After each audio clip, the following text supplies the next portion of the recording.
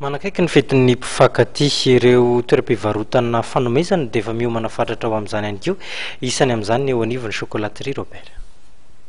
Anisan'ireo orinasa tsy manadino ny mpanjifa isaky ny andro fety ny chocolaterie Robert. Amin'izao manakaiky ny fetin'ny mpifankatia izao indrindra dia manana vokatra vaovao ny orinasa, karazana chocolat izay natao indrindra haka ny endrika fo izay isan'ny maneho avy hatrany ny fetin'ny mpifankatia.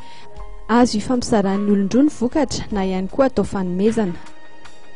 I've kissed the moon a million times, danced with angels in the sky.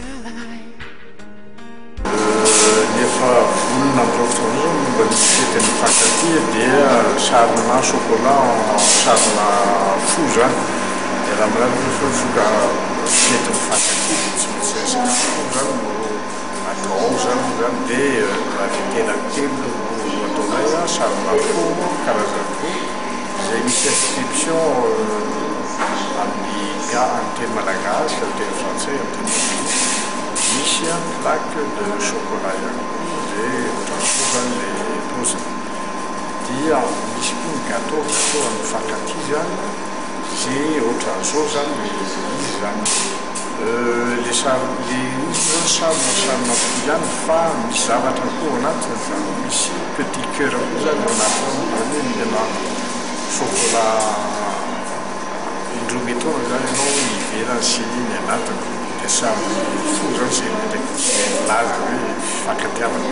Tsika malagasy moa matetika dia efa farany foana vao hoe anao an'izao andreo le zao tsika dia efa manomana ny manam-pontsika manomana ny zavatra matontsika ho an'ny lolitiantsika.